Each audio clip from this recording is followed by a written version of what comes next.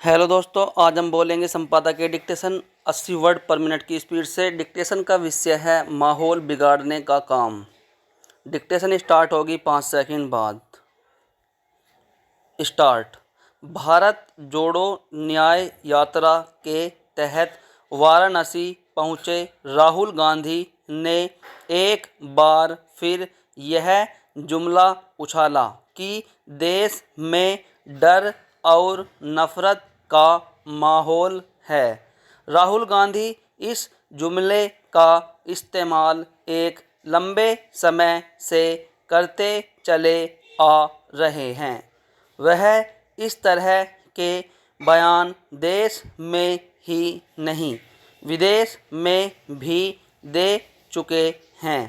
Britain और America की यात्रा के समय तो उन्होंने यहाँ तक कह दिया था कि मोदी सरकार भारत के अल्पसंख्यकों के साथ दोयम दर्जे का व्यवहार कर रही है। स्पष्ट है कि उनका यह बयान भारत को नीचा दिखाने वाले तत्वों को खूब रास आया और उन्हें यह दुष्प्रचार करने में आसानी हुई कि मोदी के भारत में अल्पसंख्यकों के साथ सचमुच अन्याय हो रहा है।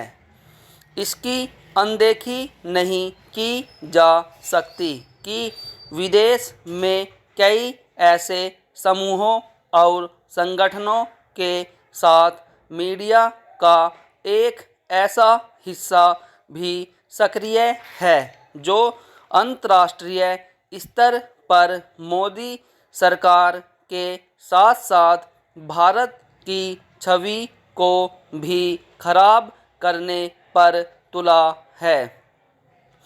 ऐसे समूहों और संगठनों को तब और बल मिलता है जब राहुल गांधी जैसे नेता उनके मन मुताबिक बयान देने लगते हैं।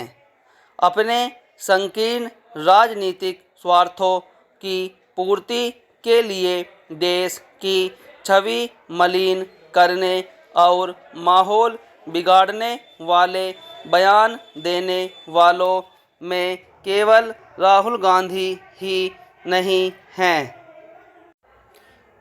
कई अन्य विपक्षी नेता भी यह काम करने में लगे हुए हैं।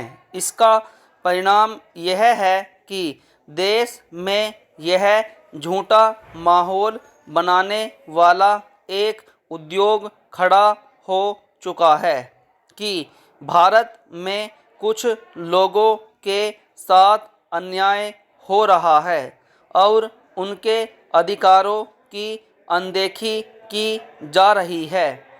राहुल गांधी और उनके जैसे अन्य विपक्षी नेता एक और खराब काम यह भी कर रहे हैं कि वे मोदी सरकार का विरोध करने वाले तत्वों के साथ खड़े होने में कोई संकोच नहीं करते, भले ही उनके इरादे कुछ भी हों। इसका ताज़ा उदाहरण पंजाब के किसान संगठन अरविंद केजरीवाल और राहुल गांधी ने इन किसान संगठनों की पीठ थपथपाने में कोई देर नहीं की।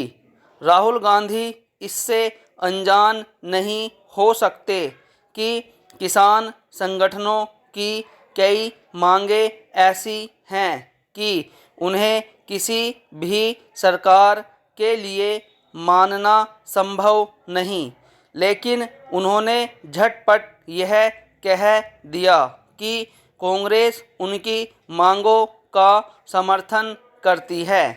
उन्होंने किसान संगठनों की मांगों को पूरा करने को कांग्रेस की गारंटी भी बता दिया। यह दुर्भाग्यपूर्ण है कि राहुल गांधी यह देखने समझने को तैयार नहीं कि किसान संगठन बेजा मांग करने में लगे हुए हैं और इस क्रम में किस प्रकार आम लोगों को तंग कर रहे हैं।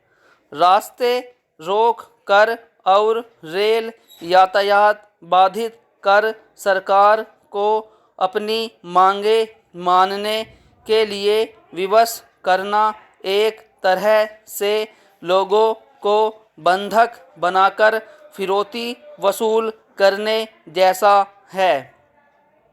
भारत जोड़ो न्याय यात्रा पर निकले राहुल गांधी को इस पर चिंतन करना चाहिए कि क्या किसान संगठनों का ऐसा रवैया न्याय संगत है।